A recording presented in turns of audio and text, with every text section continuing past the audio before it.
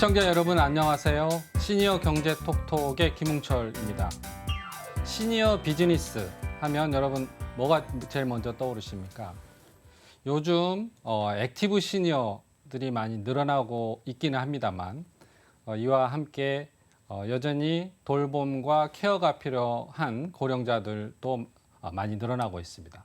그래서 요즘에 요양 돌봄 산업이 굉장히 큰 주목을 받고 있는데요. 오늘 시니어 경제 톡톡 시간에서는 전문가분을 모시고 이 요양 돌봄 산업에 대해서 자세한 이야기를 나눠보도록 하겠습니다. 안녕하세요, 임 대표님. 오래간만입니다. 네. 반갑습니다. 안녕하세요. 네. 초대해 주셔서 감사합니다. 네.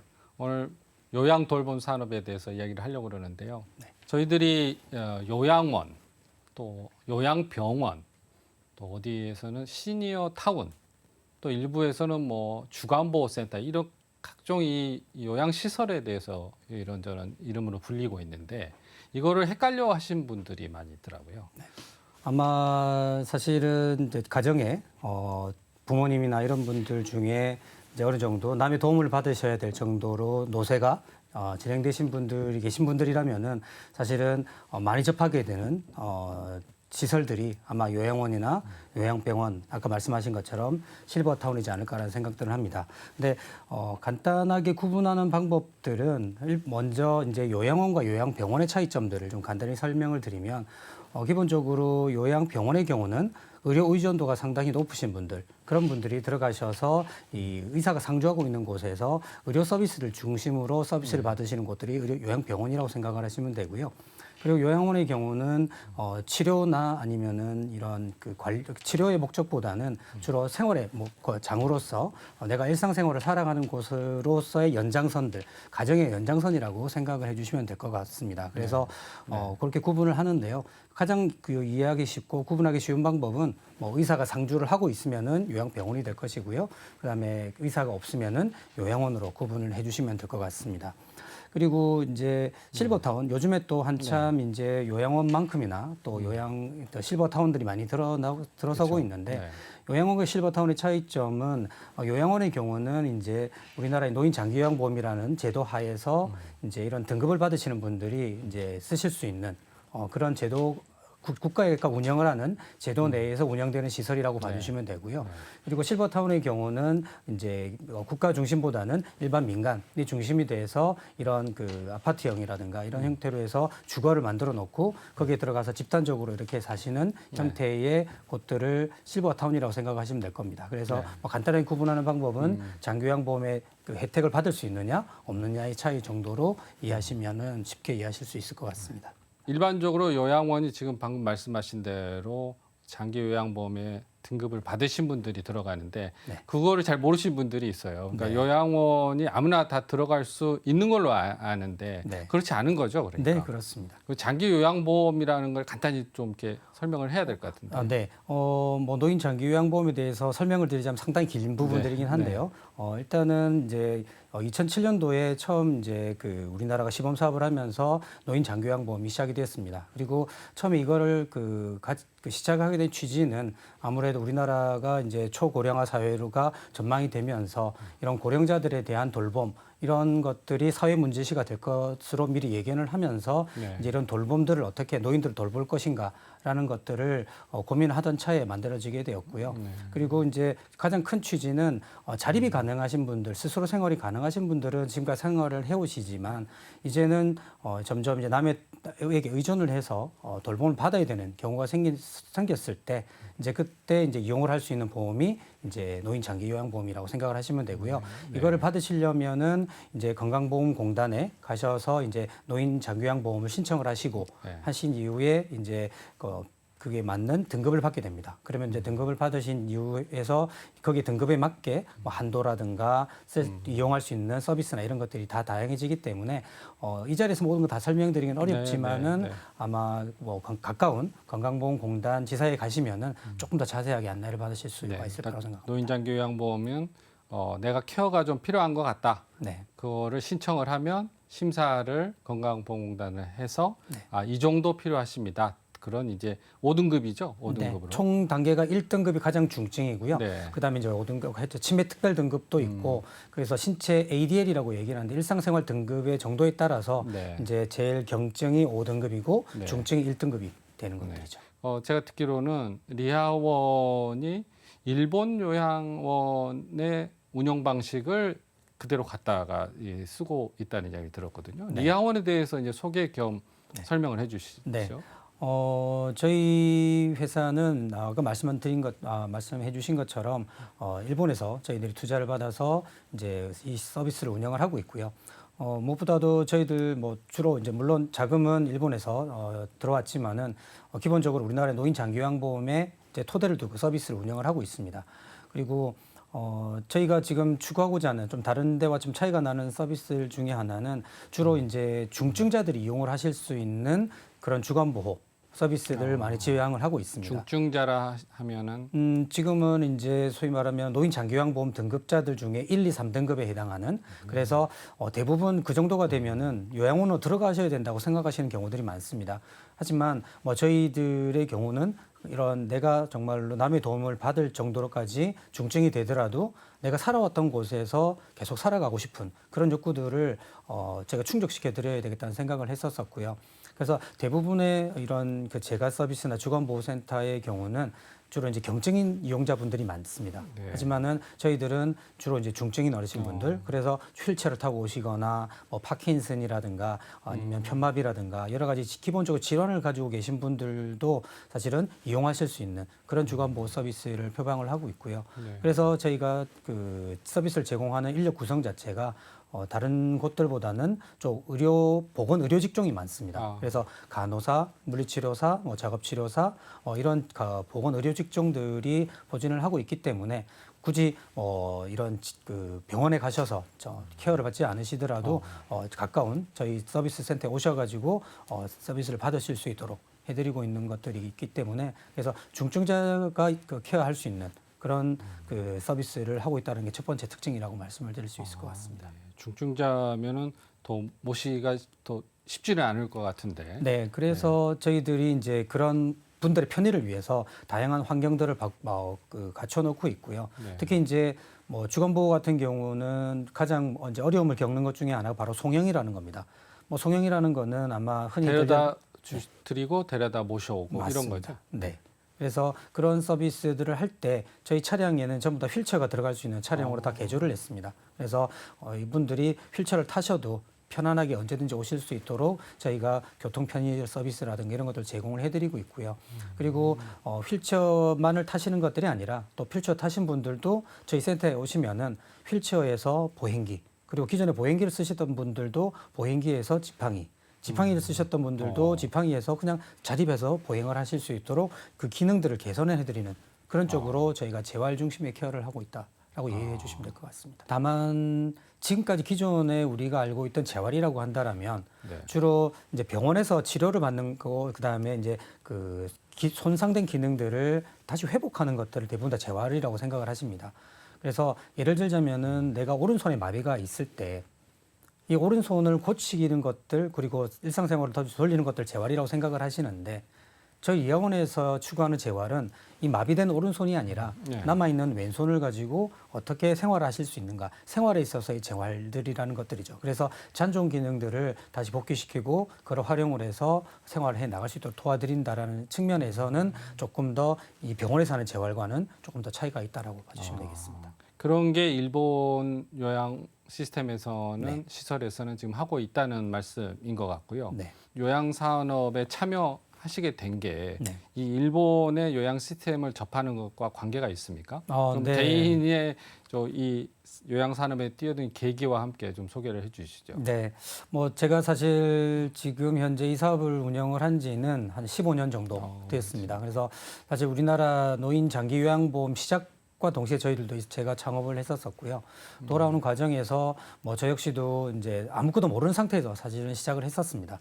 네. 게다가 이제 하는 와중에 사실 뭐 이 제도가 사실 일본의 개호보험이라는 제도에서 사실 많이 유입이 됐다라는 얘기를 들었었고 그러면서 점점 더 많은 궁금증이 생겼습니다. 생기는 과중에 제가 이제 일본에 가서 이제 뭐 운이 또 시간이 되고 운이 되어서 이제 박사 과정까지 밟고 사실은 왔었는데 네. 이제 그러면서 이제 그때 학교 다니면서 교류가 있었던 분들의 도움을 받아서 사실은 이제 한국에 이런 사업을 시작을 하게 되었습니다. 그러면 양쪽에 일본과 어떻게 보면 일본이 이제 초고령 사회를 우리보다 훨씬 앞서서 지금 경험을 하고 있고 여러 가지 요양 시설이든 요양 시스템이든 요양 제도가 우리보다 한 발 앞서서 가고 있고 우리는 이제 그 벤치마킹하는 부분도 많이 있는 것 같은데 뭐 한국의 이제 요양 시스템도 잘 아실 거고 일본과 한국의 이 요양원이나 요양 시설의 운영 방식의 차이 뭐가 가장 큰 게 있습니까? 저는 무엇보다도 다 여러 가지 차이점이 있습니다만은 제도적인 차이점 이런 것들 다 설명드리기에는 시간상 어려운 부분들이 있고요. 제가 조금 일반인들 아니면 일반 국민들이 사실 이해하실 때 가장 저희가 이야기하고 싶은 부분들은 바로 이 보험을 이용하시는 이용자들의 생각이라고 생각을 합니다. 뭐냐면 대부분 우리나라의 이제 고령자들의 경우들은 아무래도 서비스를 받거나 돌봄을 받는 것들에 익숙해진 경우들이 많습니다. 하지만 아무래도 일본의 경우는 주로 이제 이 그 고령자들 스스로가 서비스 자신이 선택을 하고 본인 스스로가 예를 들면은 뭐 서비스에 대한 욕구들 표현을 한다거나 조금 더 적극적이다라는 부분들을 말씀을 드립니다. 이렇게 좀 차이가 나는 근저에는 기본적으로 우리나라의 노인 장기 요양보험이라고 하는 것들은 이제 건강보험의 요율에 연동이 돼서 사실은 그 노인 장기 요양보험료가 납부가 되다 보니까 대부분 노인 장기 요양보험이라고 있는 것 자체를 잘 모르는 경우들도 많고요. 특히 이제 보험료를 납부한 사람 역시도 그런 것들 잘 이해를 못하고 그냥 서비스 국가에서 해주는 무료 서비스라는 정도로 인식이 가지고 있는 반면에 일본의 경우는 이 개호보험은 40세 이상의 분들이 내도록 되어 있고 실제적으로 대부분 연금 소득이 있으신 분들도 연금에서 원천 징수를 하거나 하는 형태로 해서 아무래도 보험자에 대한 주권 의식들이 상당히 높습니다. 그렇기 때문에 내가 서비스를 받는다거나 하는 것들에 있어서는 적극적으로 표현을 하고 내가 원하는 서비스들을 표현을 하는 것들이죠.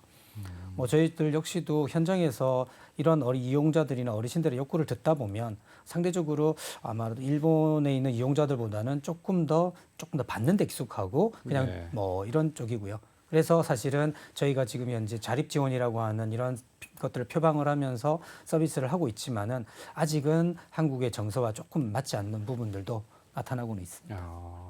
이용자들의 차이가 있는 거에 대해서 굉장히 이제 인상적으로 들리는데요. 그러니까 국내 이용자들은 이 요양 케어를 시혜받는다 이렇게 생각을 하는 거고 일본의 요양자들은 자기의 서비스의 권리를 행사한다 이런 차이가 있다는 말씀이신 거예요. 그런 차이가 구체적으로 어떻게 드러나게 됩니까? 그러면? 예를 들자면은 저희들도 이제 아까 말씀드렸지만은 동일한 서비스를 일본에서도 하고 있는데 이제 동일한 예를 들면 저희들이 챌린지 카드라는 걸 합니다. 챌린지 카드라는 거는 뭐냐면 입소하시면은 이분이 왜 이 주간보호를 이용을 하시게 되었는지 그리고 여기서 무엇을 하고 싶은지에 대한 본인 스스로의 목표를 설정을 하도록 만들어 놓고 있는데 대부분 일본 쪽에 이용하시는 분들은 그 이용 목표들이 명확합니다. 그래서 내가 이걸 하고 싶다, 이런 것들을 하겠다라는 것들을 제시를 하고 그런 것들을 서비스를 받기 위해서 오시는 경우 목적이 분명합니다. 하지만 우리나라의 경우는 아직까지 그런 목적들보다는 집에 있으면 눈치 보이거나 아니면은 내가 뭔가를 하고 싶다 해서 가는 것들보다는 그냥 자식이 보내서 가는 경우가 상당히 많다라는 거죠. 그래서 뭔가를 해달라고 하거나 뭔가를 하고 싶다거나 그래서 챌린지 카드에 그 목표를 적는 것만 하더라도 상당히 많은 시간들이 걸립니다. 그 말씀은 일본은 본인이 가고 싶어서 목적을 가지고 오는 거고 한국은 떠밀려서 가는 게 그렇게 이해하면 좀 극단적으로 말씀드리면 크게 틀리지 않습니까? 네, 틀리지 않을 것 같습니다. 리아원의 요양 시스템 중에 또 이 아까 재활이나 의료 쪽 분들이 많이 이제 근무를 하고 계신다고 그랬는데 직원의 교육 측면에서도 꽤 많이 다르다고 하거든요. 아까는 이제 저희 차이점 중에 이제 이용자적인 측면에서 말씀을 드렸고요. 이제 공급자적인 측면에서 저희들도 하나의 서비스를 공급을 하고 있는 공급자의 입장이다 보니까 그래서 말씀을 드리면 저희들 일본 시스템들의 부분들에 있어서 저희 제일 먼저 사실 도입했던 부분들이 바로 교육입니다. 그래서 무엇보다도 이 교육이라고 하는 것들이 아무래도 이 사람을 직접적으로 케어하는 돌봄을 하는 서비스다 보니까 결국에는 동일한 서비스가 나오기 쉽지 않습니다.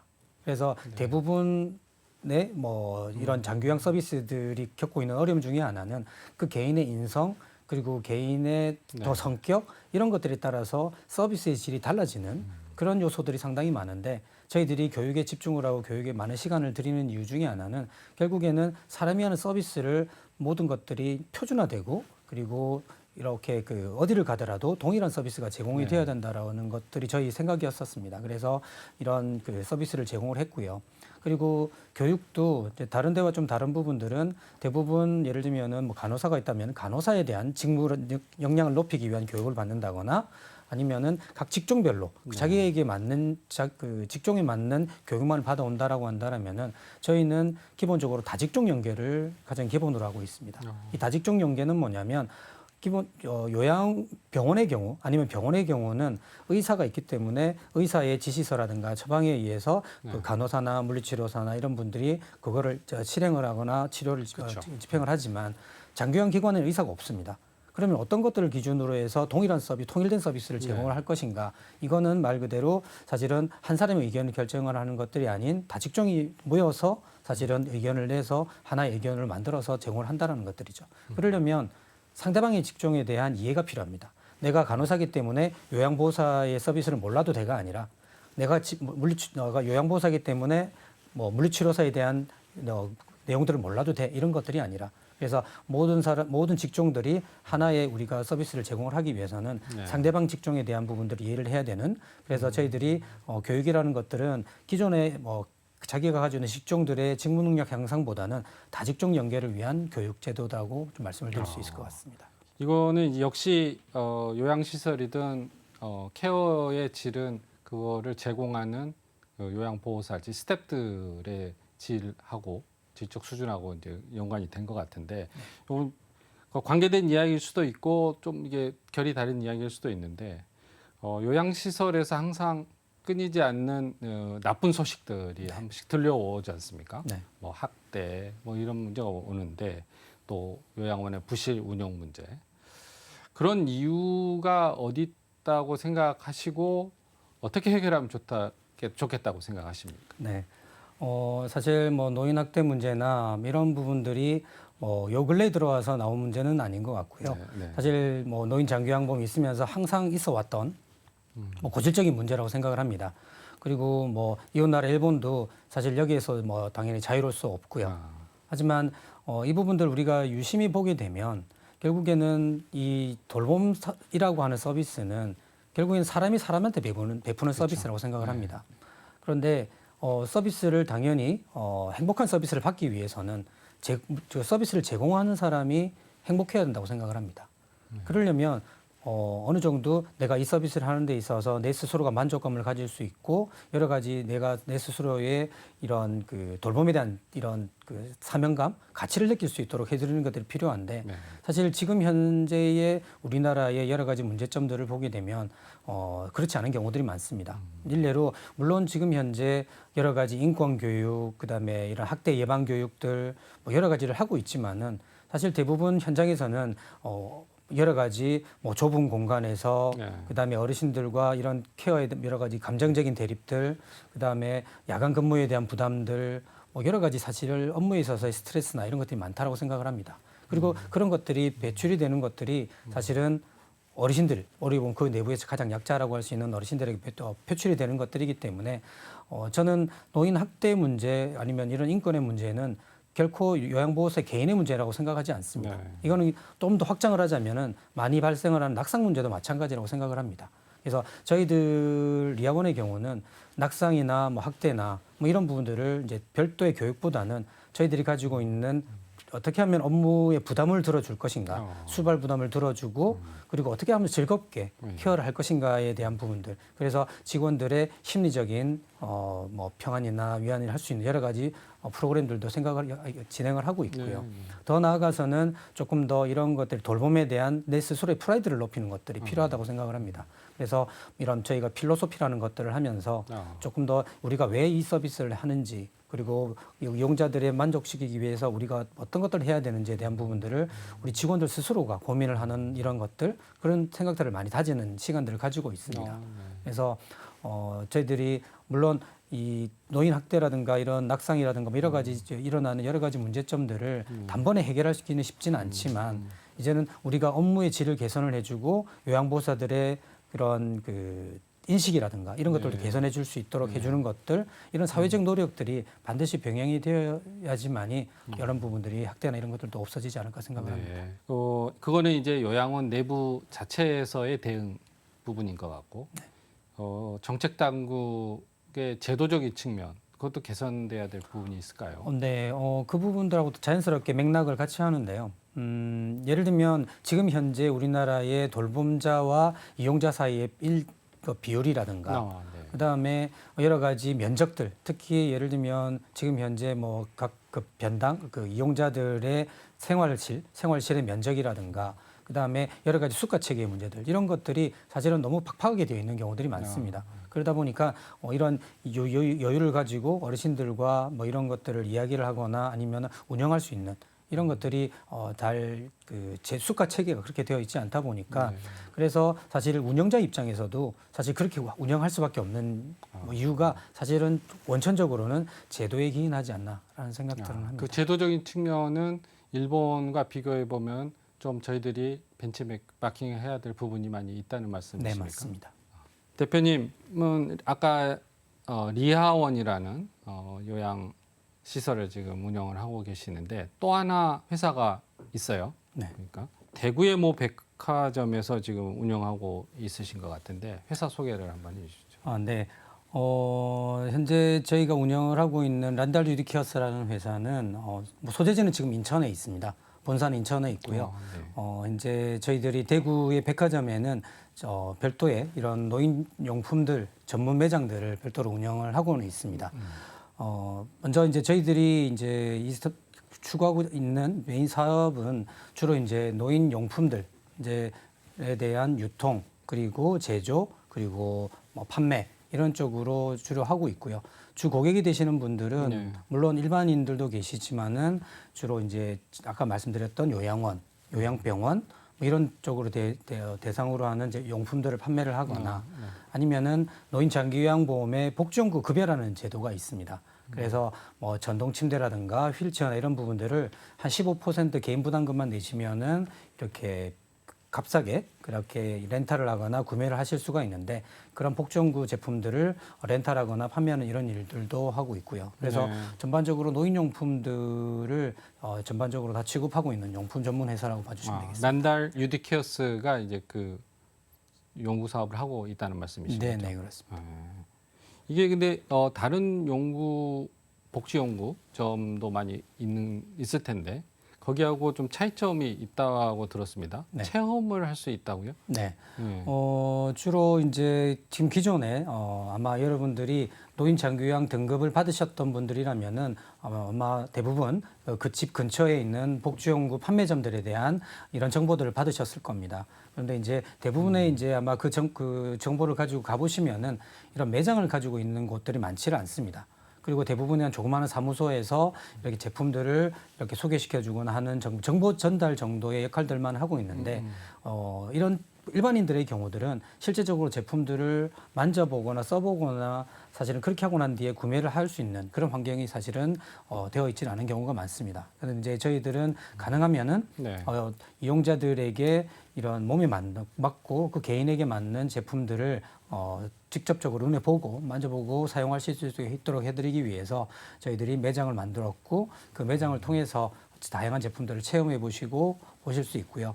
더 나아가서는 이 복지연구라고 하는 급여 제품뿐만 아니라 그 급여 제품 이외에 다양한 급여 비급여 다양한 제품들도 같이 구매가 가능하다고 할 수 있겠습니다. 실제로 어떤 연구들을 체험을 할 수가 있습니까? 그 연구 어떤 용품들이 있습니까? 일단은 가장 기본이 되는 복지연구 급여 제도 내에 들어가 있는 제품들 중에는 전동 침대, 그다음에 휠체어 뭐 이런 제품들이 대표적인 제품들이 될 것이고요. 그다음에 판매 제품들 같은 경우는 뭐 지팡이라든가 아니면 여러분들 목욕 의자라든가 뭐 이동 변기 같은 이런 제품들을 아마 직접적으로 체험해 보거나 만져보실 수 있고요. 그리고 급여 이외의 제품의 경우들이라도 예를 들면 신발이라든가 아니면은 뭐 노인 전문용 의류라든가 그리고 조금 더 나아가서는 뭐 운동용품들 자기 관리할 수 있는 여러 가지 헬스케어 관련된 제품들 이렇게 다양하게 구비해 놓고 있습니다. 네. 대표님 잘 아시니까 이제 급여 제품, 비급여 제품 이렇게 말씀하시는데 아마 시청자분들이 잘 모르실 분들 계실 거예요. 네. 그러니까 이게 장기 요양보험하고 연결이 되는 부분이잖아요. 네. 그러니까 용품도 급여, 비급여 이 부분을 좀 더 자세히 설명 한번 해보죠. 네, 추가 설명을 좀 드리자면 아까 전반부에 말씀을 드렸던 게 노인 장기 요양보험 크게 시설급여와 재가급여로 나눠준다고 말씀을 드렸습니다. 네. 그리고 이 재가급여에는 이제 여러 가지 있는 부분들 중에 하나가 방문 요양, 방문 간호, 방문 목욕 뭐 여러 가지가 있지만은 그 중에 하나가 또 복중고 급여가 있습니다. 시설급여, 재가급여라는 거는 시설은 요양원이나 어디 요양원 같은 거주 시설에서 받는 거고 네. 재가는 자기 집에서 받는다고 맞습니다. 이 다른 차이점이 있는 거죠. 그렇죠. 그런데 네. 집에서 받는 거를 전제로 하고 중에서? 있는데 예를 들면은 요양원의 경우는 필요한 간호사라든가 아니면은 뭐 물리치료사라든가 여러 가지 직종들이 같이 있기 때문에 네. 언제든지 서비스를 받을 수가 있습니다. 네. 하지만은 집에 있을 때는 그런 직종들이 없기 때문에 예를 들면은 내가 돌봄만 필요하다면은 방문 요양을 받을 수 있고요. 그다음에 간호 서비스가 필요하다면 방문 간호를 받을 수가 있습니다. 그래서 필요한 서비스를 내가 이제 이용을 골라서 받을 수가 있는데 근데 내가 인적 서비스가 아니라 그냥 예를 들면 환경을 바꾸고 내가 스스로 필요한 물건들을 쓰고 싶다. 네. 이런 것들이 있을 때는 복지연구 급여라는 것들을 이용을 할 수가 있습니다. 이 요양 돌봄 용품 다양할 텐데 대표적인 게 어느 게 있고 네. 이게 일본은 훨씬 앞서갔습니까? 이 산업도 어떻습니까? 비교해 주시면. 기본적으로 급여 제도에 대한 설명을 드리자면은 사실은 아까 초두에도 말씀을 드렸지만은 우리나라 노인 장기요양보험이 일본의 개요보험 제도를 상당히 많이 네. 도입을 했던 부분들이 많다고 말씀을 드렸고 당연히 복지연구 급여 제도도 동일하게 일본에 있는 복지연구 급여 제도를 그대로 사실은 가지고 온 경우가 많습니다. 그래서 제품 구성이나 이용할 수 있는 제도는 거의 일본과 유사하다라고 말씀을 드릴 수 있고요. 다만 이제 차이가 나는 부분들은 일본의 복지연구는 뭐 한도가 별도로 만들어져 있지 않은 반면에 우리나라는 160만 원이라고는 별도의 한도가 만들어져 있다거나 그다음에 뭐 일본의 경우는 이런 제품들의 가격 자체가 민간이 가격을 결정하는 데 있지만은 뭐 우리나라의 경우는 국가가 결정을 한다거나 하는 여러 가지 운영면에 있어서의 약간의 차이점들은 보이고는 있습니다. 네. 그 지금 방금 이제 복지 연구 쪽으로 이야기를 드리는데 이게 전체적으로 고령 친화 산업이라고도 하고 또 실버 산업이라고도 하고 시니어 비즈니스 뭐 이런 이제 여러 가지 표현을 쓰는데 우리나라 이 관련 산업의 현황이라 그럴까요? 그 현재는 어떻습니까? 네. 뭐 저도 사실 이 사업을 15년이라는 뭐 짧지 않은 시간을 해왔습니다. 그리고 이제 대부분 처음에 우리가 이 사업을 시작을 할 때만 하더라도 사실 이제 뭐 고령 친화 산업이라고 하는 뭐 이런 부분들의 특별한 명칭을 붙이면서 사실은 앞으로 많은 기대 그리고 이런 것들이 많이 확대가 될 것이라고 하는 뭐 기대감 상당히 높았는데 막상 저희들도 이 사업을 하면서 느끼는 것들이 생각만큼 이런 성장이라든가 이런 것들이 되고 있지 않다라는 생각들을 많이 했습니다. 왜냐하면 아무래도 기본적으로 민간이 가지고 있는 자율성, 민간 기업이 가지고 있는 역량이나 이런 것들이 사실은 아무래도 국가 제도에 기반을 하고 있는 비즈니스다 보니까 사실은 이런 것들이 그러니까 도약의 한계를 많이 느낄 수 있다라는 것들입니다. 예를 들자면 네. 고령 친화 산업이라고 하지만은 지금의 대부분 산업을 주로 많이 그러니까 할 수 있는 대부분의 경우는 이 급여 제품들 중심의 렌탈이라든가 판매 시장 이런 시장들만 거의 만들어져 있고요. 그 이외의 비급여 시장들의 경우는 사실은 아직까지 뭐 이런 판매라든가 시장이라고 말씀드리기가 부끄러울 정도로 사실 네. 작은 규모로 되어 있습니다. 네. 그래서 조금 더 우리가 이제 정말로 성장을 시키고 고령 친화 산업을 육성시키기 위해서는 너무 제도 의존적인 복지연구 중심의 뭐 제도 의존적인 산업이 아니라 조금은 비급여 제품들을 활성화시키고 이런 제품들에 대해서 정보들을 많이 제공을 해주고 하는 그런 활동들이 필요하지 않을까 싶습니다. 네. 지금 이제 요양 산업 이쪽 요양 부문 쪽에 이제 일을 하고 계시니까 아무래도 복지연구 이쪽에 이제 뭐 또 복지연구 회사도 운영하고 계시고 그쪽에 관심이 많으실 텐데 저도 언뜻 보기에는 이제 시니어 비즈니스 고령 친화 산업이 이 단순히 케어를 받는 이 복지연구 그 분야를 넘어서서 요즘에는 이제 액티브 시니어라고 건강한 고령자들도 있지 않습니까? 그래서 금융, 뭐 여가, 교육, 심지어는 뭐 음식 같은 거 또 하나의 시니어 비즈니스의 군에 해당이 될 것 같은데 네. 이쪽 분야의 크기랄까요? 우리나라 산업 규모랄까요?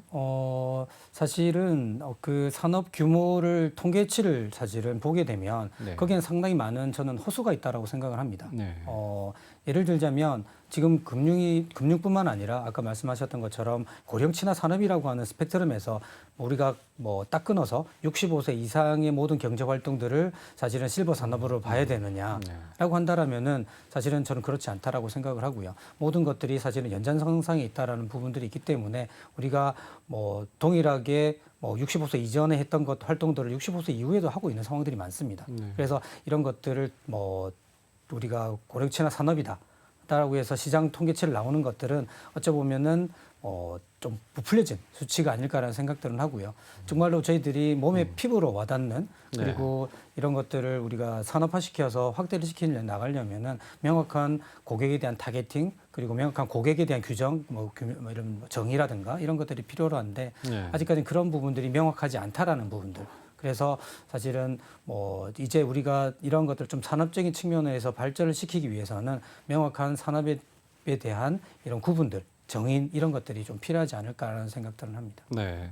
아까 요양원 시스템 운영 시스템에서도 일본과 차이를 이게 비교 앞에서 해봤는데요. 이 산업 쪽에서도 크게 다르지 않을 것 같거든요. 지금 뭐 이 그쪽 산업 분야의 정의를 포함해서 일본을 보면은 예전에 저희들이 이제 경제 산업 구조를 일본을 많이 닮아서 일본을 보면은 한국의 미래 산업이 보인다 뭐 이런 얘기도 많이 있었는데 요양 분야 이 고령 산업 분야에서도 일본을 보면은 앞으로 한국의 요양 산업 고령 친화 산업이 보일 수 있을 것 같거든요. 좀 일본 쪽하고도 잘 아시니까 어떤 부분이 좀 이렇게 앞으로 성장성이 있고 커질 것 같습니까? 네. 저희들이 현장에서 가장 많이 느낀 특히 이제 저희들이 백화점에서 이제 여러 이제 액티브 시니어를 대상으로 물건을 판매를 하거나 여러 가지 뭐 욕구나 이런 소비 성향들을 파악을 하는데 예전보다는 상당히 많이 달라졌다는 걸 느끼고 있습니다. 이게 뭐냐면 결국에는 이런 산업이 발전을 하려면 이런 소비자들의 이런 구매 역량이라든가 이런 것들이 다양화돼야 되고 그리고 구매를 할 수 있는 뭐 재산이라든가 자산의 이런 것들이 중요한 부분들인데 네. 지금까지의 노인들 하면은 그냥 대부분 그러니까 그 자금력이 돈이 없거나 하는 그 도움을 받아야 되는 쪽으로 많이 생각을 했다라면은 이제는 이제 사실은 연금을 수령하게 되는 세대들이 늘어나게 되고 특히 이제 우리나라 베이비붐 세대라고 할 수 있는 세대가 이제 2025년 되면은 65세 노인 세대로 그러니까 들어오게 편입이 되면서 이제는 노인들의 개념 자체가 이제 적극적인 이런 그 소비층으로서 대두가 될 것으로 보고 있습니다. 네. 그래서 과거에는 뭐 우리가 도와드려야 될 하나의 층으로서 그러니까 그 대상으로서 고령자를 봐왔다고 한다면은 이제는 적극적인 소비자층으로서 이제 변화해 나오고 있다라는 거는 뭐 틀림없는 사실인 것 같습니다. 네. 그 중에 하나의 테마 장르로 IT 최첨단 산업 뭐 이제 기술 소위 말하는 이제 제4차 산업혁명 기술을 활용한 이제 노인 돌봄 기구 이런 것도 이제 많이 보이고 대표님의 리양원에도 그런 제품이 있는 걸로 들었습니다. 네. 이 고령 친화 산업이 커가는데 이 첨단 산업과의 연계성 지금 현재 어떤 부분이 실제로 되고 있는 부분이 있습니까? 상당히 중요한 포인트인데요. 지금 뭐 일본의 경우가 사실 그러니까 적나라하게 그 문제점들이 드러나고 있습니다. 특히 이제 현장에서 돌봄 인력들이 부족해지고 물론 뭐 이쪽 돌봄 분야뿐만 아니라 모든 그 분야에서 사실 일할 수 있는 사람이 부족하지만 특히 이제 이쪽 돌봄 분야에 대한 인력 부족들이 사실은 심각한 사회 문제가 되고 있습니다. 그래서 뭐 일본은 이미 10여 년 전부터 이 로봇이라든가 여러 가지 생산성을 높일 수 있는 방법들로 이런 돌봄 구조들을 많이 바뀌어 왔고요. 거기 맞춰서 제도들도 바뀌어 왔습니다.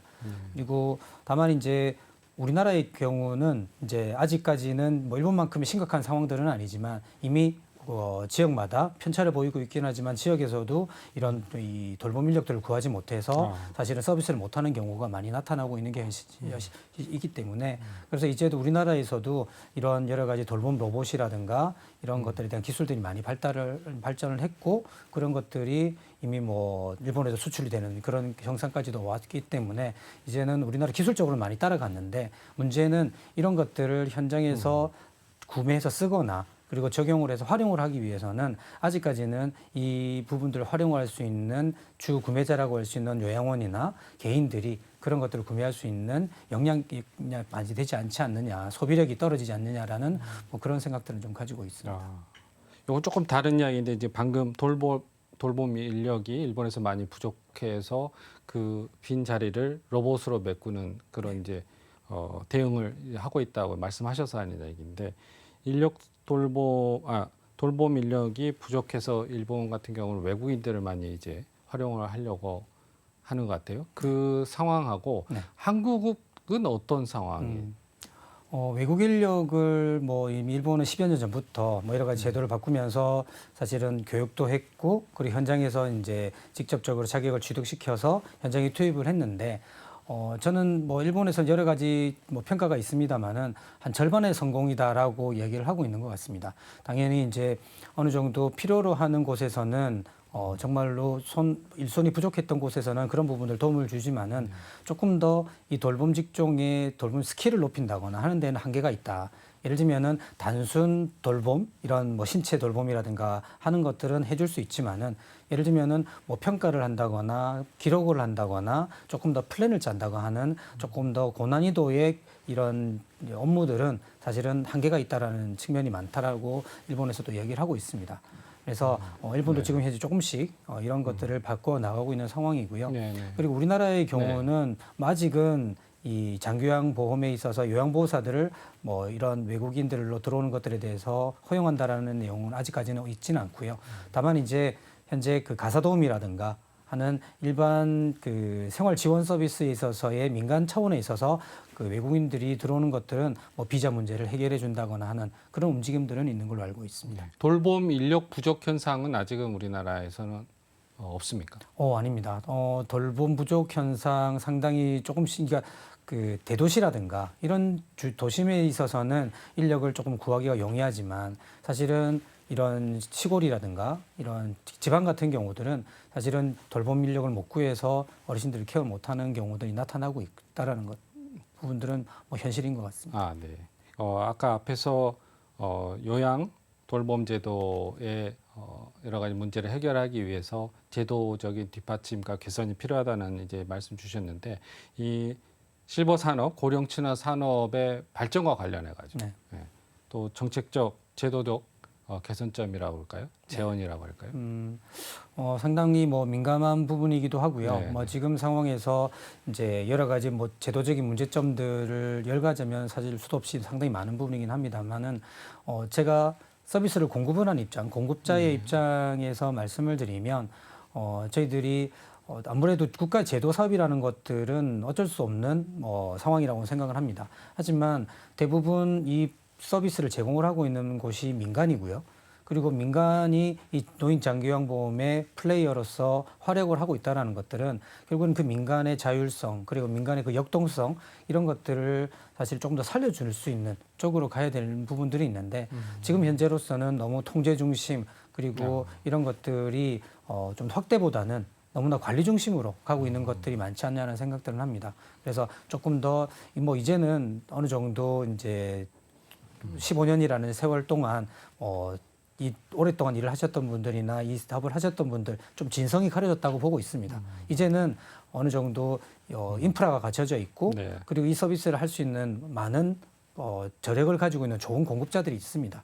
이렇다면은 이제는 조금 더 규제 위주가 아니라 조금 더 이런 것들을 서비스의 질을 높일 수 있는 쪽으로 제도가 좀 개선이 돼야 되지 않을까라는 생각들은 들고요. 그 중에 하나가 이제 뭐 예를 들자면은 뭐 지금 현재 우리가 민간이 들어오기에 가장 걸림돌이 되고 있는 뭐 재무회계 규칙이라든가 이런 회계 규칙에 대한 부분들, 그다음에 뭐 인력 운영에 대한 부분들, 뭐 이런 부분들도 수가의 체계를 개선한다거나 뭐 이런 것들이 조금 더 시급하지 않나 생각들이 듭니다. 이제는 믿고 네. 풀어줘라 네. 이런 말씀이신 것 같아요. 네. 예.